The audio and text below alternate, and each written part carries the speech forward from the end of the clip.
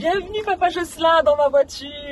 Oh, merci. Comment vas-tu? Ça va, ça va. Ah, c'est une joie de t'avoir. Et c'est un bonheur d'être avec toi. Ah, merci, c'est un bonheur partagé. Tu as énormément voyagé pour cette année 2025. J'ai pu voir qu'il y avait dans ton hub des visites d'église. Il y en a eu au nombre de 12. Des suivis des responsables, des conférences de femmes, des camps de jeunes. Il y a eu également des actions d'évangélisation. Donc vraiment un programme quand même très chargé. Ouais, ça a été une année riche en événements. Ouais. Et je crois que le Seigneur ne tient pas compte de l'âge de ceux qui voyagent. Ouais. On est dans le mouvement missionnaire par la foi. Ouais. On suit l'exemple du frère Mickey. Ouais. Et je crois que c'est bon pour nous, ça nous fait du bien. Et puis c'est surtout bon de voir ce qui se passe dans tous les voyages, d'avoir des nouvelles. Ouais. D'apprendre que l'œuvre de l'évangile continue, l'évangile avance. Alors, on va commencer par Madagascar, parce que je sais que c'est un pays qui est cher à ton cœur. À Madagascar, on a passé des moments un peu d'aventuriers. Ouais. Sur le plan naturel, il y a toujours un peu de lutte sur le plan physique, mais d'un point de vue des églises, des réunions, des moments qu'on passe avec les pasteurs et les chrétiens, ce sont des moments qui sont spéciaux et qu'on a appréciés, et on voit l'avancement de l'évangile, même si on aurait aimé que ça aille beaucoup plus vite. Parce que on a ce petit côté un peu impatient, ouais, on veut voir les graines pousser vite dans le jardin. Je voulais parler justement de Tuléar. J'ai cru comprendre que les frères et sœurs avaient exprimé un besoin particulier pour que justement l'évangile soit annoncé de plus en plus. C'est un des points qui préoccupe les pasteurs, c'est de pouvoir continuer à propager l'évangile. Surtout dans les régions, les provinces, les régions reculées. Et là, ça demande quand même des moyens pour que ce travail-là puisse continuer, puisqu'ils étaient vraiment enthousiasmés par l'évangile. On est encouragés. Ah, très. Alors, je vais évoquer aussi la conférence de sœurs, parce que je sais que la sœur Majo avec la sœur Kamla sont venues également à Madagascar, et c'était super. Et oui, on a eu des échos après le passage. Vraiment, ça a été bénéfique. Et ça faisait un peu de temps que le frère Mansour insistait pour qu'il y ait une petite conférence de sœurs. Les sœurs ont été visitées, beaucoup d'entre elles avaient besoin d'être restaurées. Ouais. Et ce passage de nos sœurs de Maurice a été vraiment une grande bénédiction. Ah, super, amen. J'imagine aussi que dans cette année, quand tu voyages comme ça, c'est pas toujours simple aussi physiquement. Parfois on tombe malade en mission, il y a pas mal de choses qui se passent. Dès que je suis arrivé là-bas notre dernier passage, je suis tombé malade tout de suite dans l'hôtel. J'avais une sorte d'allergie qui s'est transformée ensuite en une espèce de mini bronchite. J'ai dû faire les réunions comme ça.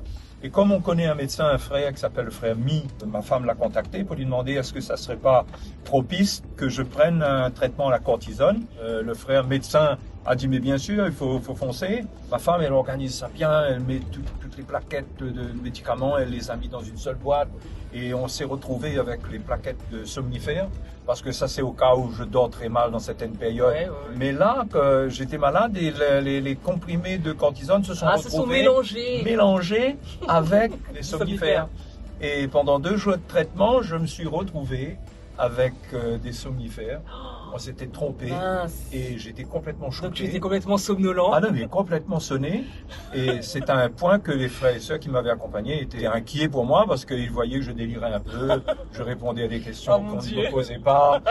Mais tu as pu quand même tenir des réunions? Mais oui, mais quand on faisait les réunions, la grâce du Seigneur était là. Et tout ce que je disais était cohérent, et tout le monde était vraiment bluffé. Et en plus, Tuléar, c'est pas la première fois. Hein. Ah oui. La dernière fois, j'ai fait une intoxication alimentaire là-bas. Décidément. Et la veille, j'étais pas en état et le Seigneur m'a relevé. Eh ben, comme quoi, il faut prier pour les. À chaque fois que vous êtes en mission, vous les serviteurs de Dieu. C'est pas une option. C'est important, c'est pas une option de.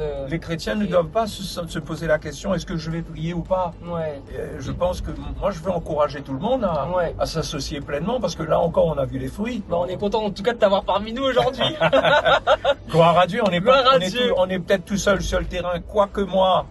Je suis privilégié parce que j'ai toujours une bonne petite équipe de la Réunion qui m'accompagne. Et c'est un grand soutien, on n'est pas seul. C'est vraiment merveilleux de servir le Seigneur comme ça.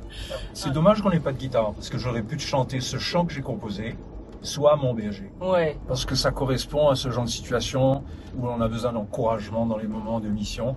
On a besoin de la grâce du Seigneur. Ah bah écoute, Jocelyn, on peut y remédier, hein, parce que moi j'ai tout dans mon coffre, hein, j'ai même une guitare. Non. Ah mais si. Il faut absolument que tu me chantes ça. Moi qui voulais éviter de jouer de la guitare, j'ai dit ça, mais... Voilà, et ben écoute, tu as été pris à ton propre piège. Sois mon berger, sois mon rocher, sois mon bouclier en tout temps. Sois mon berger, sois mon rocher, sois mon bouclier en tout temps. Tu es ma force et mon bouclier. En toi seul mon cœur veut se confier. Ton secours me remplit d'allégresse, car tu m'élèves sur ton rocher. Sois mon berger, sois mon rocher, sois mon bouclier en tout temps. Sois mon berger, sois mon rocher, sois mon bouclier en tout temps.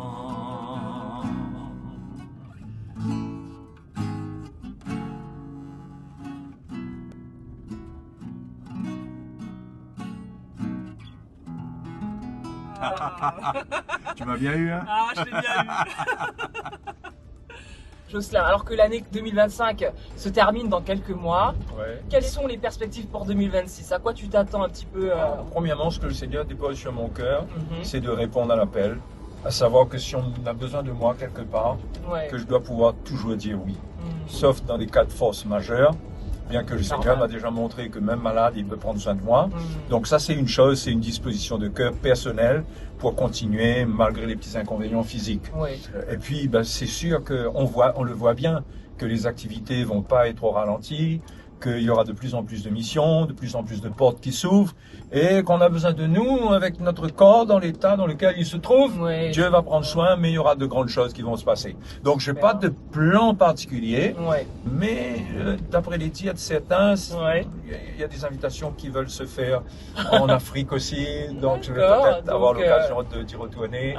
Et puis il y aura toujours l'Europe, il y aura toujours partout. Et Madagascar. Bien sûr, Madagascar. Merci Jocelyn, c'était une joie de t'avoir. Tout ce que tu as vécu, ça nous encourage énormément. Et on te souhaite que du bon pour l'année prochaine. Sois mon berger, sois mon rocher, sois mon bouclier en tout temps.